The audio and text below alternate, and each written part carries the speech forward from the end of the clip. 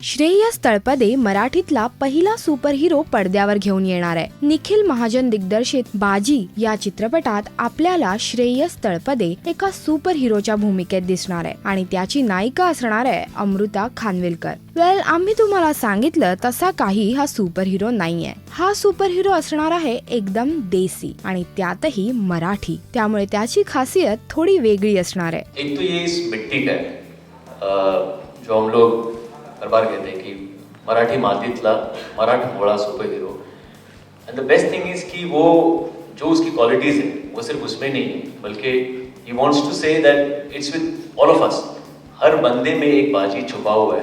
You just need the right trigger और the right point to trigger him and get him out into the open. So if you ask me, those qualities are in all of us, and like he said, he's not Superman. He cannot fly. He's not Iron Man. He doesn't have those gadgets and everything कि उसका use करके वो कुछ करे। He's not Spider-Man. उसके pass कुछ नहीं। उसके पास बस जिगर है in the right sense of the word, और वो उसी के सहारे जो करना है वो उसी के सहारे करता है। He just has that attitude. अर्थात हा मराठमोळा सुपर हिरो आहे आणि तो कोकणातला आहे। बाजी ही गोष्ट मुळात मराठी आहे। कोकणात बेस्ड अत्यंत मराठमोळी ही गोष्ट आहे। हा मराठीच मुलगा आहे, त्यामुळे तिथली माती, तिथला पोशाख, तिथली भाषा हे सगळं काही बाजीमध्ये पाहायला मिळणार आहे। चित्रपटात बाजी जरी मेन हिरो असला तरी नायिकेवर असलेल्या प्रेमापोटीच बाजी सुपर हिरो होतो। लव्ह स्टोरीज नसेल तर कसं होणार? सॉरी टू इंटरप्ट, पण खरं सांगायचं तर दिस इज हर स्टोरी।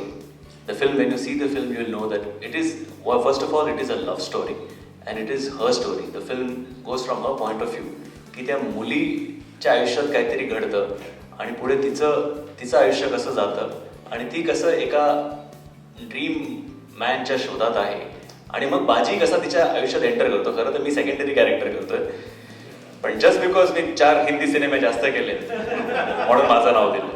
या सुपर हिरोची नायिका ही अगदी गावच्या मातीतली असणार आहे आणि जरी हा सुपर हिरो मूवी असला तरी एक ऍक्शन लव्ह स्टोरी आहे, त्यामुळे चित्रपटात 6 गाणी आहेत। There are 6 songs in the film, which made few of us Vivek even joked saying we'll call it Baji the musical, which was quite nice. It is not a musical, but we have 6 lovely songs being composed by this very talented young man sitting here, Mr. Atif Hamzat. Please stand up, take a bow. Atif ने 6 बहुत उम्दा और बहुत बढ़िया गाने film के लिए बनाए हैं, and very beautiful lilting music. I think one of the high points of the film. We've got playback singers who have never sung for Marathi films, and I think those are a few of our cards that we're still holding close to our chest. So अगदी poster लॉन्चच्या निमित्ताने या खास गोष्टी आपल्याला कळल्यात। अजून trailer बाकी आहे, music launch आहे, तोपर्यंत आणखी अनेक कारणं मिळतील हा चित्रपट खास होण्याची। नमस्कार, मी Amruta Khanvilkar. Please subscribe to Rajshri Marathi.